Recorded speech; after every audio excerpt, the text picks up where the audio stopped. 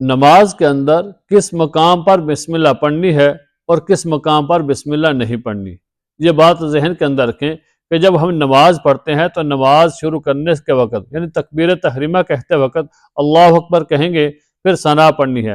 ثنا سے پہلے بسم اللہ نہیں پڑھنی ہوتی۔ اکثر لوگ یہاں پر یہ غلطی کرتے ہیں کہ جب تکبیر کہتے ہیں تو ثنا پڑھنے سے پہلے وہ بسم اللہ الرحمن الرحیم پڑھتے ہیں، پھر ثنا شروع کرتے ہیں۔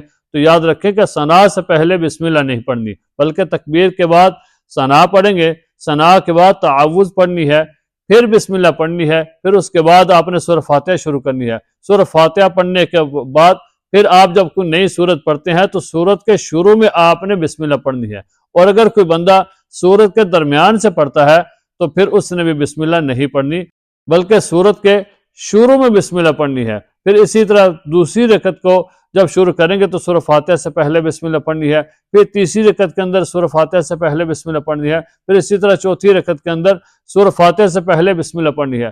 یہ وہ مقامات ہیں جہاں پر بسم اللہ پڑھنی ہوتی ہے، ان کے علاوہ کسی اور جگہ پر بسم اللہ نہیں پڑھنی ہوتی۔ اور تعوذ جو ہے وہ پہلی رکعت کے اندر ثنا کے بعد پہلے تعوذ پڑھنی ہے، پھر بسم اللہ پڑھنی ہے۔ تو یہ وہ مقامات ہیں جہاں پر بسم اللہ اور تعوذ پڑھنی ہوتی ہے۔